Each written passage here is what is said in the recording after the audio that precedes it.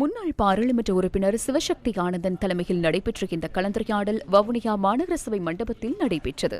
பாராளுமன்ற உறுப்பினர் செல்வம் அடைக்கலநாதன், இலங்கை தமிழரசுக் கட்சியின் பொதுச் செயலாளர் ஜனாதிபதி சட்டத்திரணி எம். ஏ. சுமந்திரன், ஈழ மக்கள் புரட்சிகர விடுதலை முன்னணியின் தலைவர் சுரேஷ் பிரேமச்சந்திரன் உள்ளிட்ட பலர் இதில் பங்கேற்றிருந்தனர். 7 வருஷங்களாக மாகாண சபைகள் இல்லாமல் இருக்கிற ஒரு சூழ்நிலையில மாகாண சபை தேவைதானா என்கின்ற ஒரு உரையாடல் சாதாரணமாகவே வந்துவிட்டது. அது மிகவும் ஆபத்தானது. இந்த மாகாண சபை தேர்தல் நடத்தப்பட முடியாது என்கின்ற ஒரு சூழ்நிலை 2017ஆம் ஆண்டு வந்த உடனேயே அதை மாற்றி அமைப்பதற்கு ஒரு தனி நபர் சட்ட மூலம் ஒன்றை நான் பாராளுமன்றத்தில் அறிமுகப்படுத்தினேன். அதே சட்ட மூலத்தை தற்பொழுது மட்டக்களப்பு பாராளுமன்ற உறுப்பினர் கௌரவ சாணக்கியன் ராசமாணிக்கம் அவர்கள் முன்மொழிந்திருக்கிறார். முதலாம் வாசிப்பு நிறைவேறி இருக்கிறது.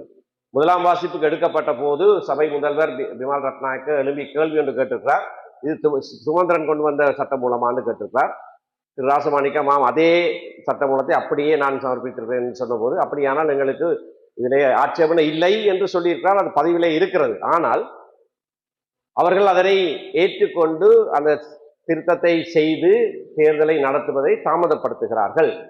ஆகையினால் இந்த வேளையிலே அழுத்தங்களை கொடுத்து இந்த தேர்தலை நடத்த வைக்க வேண்டிய ஒரு கட்டாய தேவைப்பாடு எவருக்கு இல்லாவிட்டாலும் தமிழர் தரப்புக்கு இருக்கிறது. புதிய ஒரு அரசியல் சாசனத்தில் சமஸ்தி வருமா அல்லது அதற்கு மேற்பட வருமா அல்லது 13 இல்லாமல் போகுமா, அது ஒருத்தருக்கும் தெரியாது.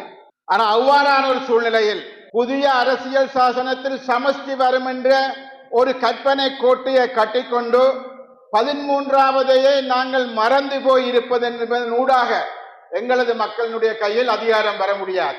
எமது வாழ்நாள் பூராக நாங்கள் சேகரித்த சொத்துக்களினுடைய இழப்பினுடைய முடிவு என்னவென்றால் எமக்கு கிடைத்த 13வது திருத்த சட்டம். இது மேம்பட்டால் நல்லது, இதிலும் கூட அது ஒரு சுயாட்சியை நோக்கி போனால் நல்லது, ஒரு சமஸ்தி கிடைத்தால் நல்லது. ஆனால் அது கிடைக்கும் வரை இருக்கக்கூடிய அதிகாரங்களை கையில் எடுத்து, எமக்கு இருக்கக்கூடிய அதிகாரங்கள் தராவிட்டால் அதற்காக குறைந்தபட்சம் நீதிமன்றங்களுக்கு சென்று குறைந்தபட்சம் அதற்காக மக்களை திரட்டி போராடி எமக்கான போலீஸை நாம் உருவாக்க முடியும், எமக்கான சிவில் அமைப்புகளை நாங்கள் உருவாக்க முடியும், எமக்கான நிர்வாக ஒழுங்குகளை நாங்கள் செய்ய முடியும், எமக்கான அபிவிருத்திகளை நாங்கள் செய்ய முடியும். ஆகவே அவற்றை நாங்கள் செய்வதாக இருந்தால் நிச்சயமாக இந்த மாகாண சபைக்கான அதிகாரங்கள் என்பது முழுமையாக வழங்கப்பட வேண்டும் என்ற ஒரு தேவை இருக்கிறது.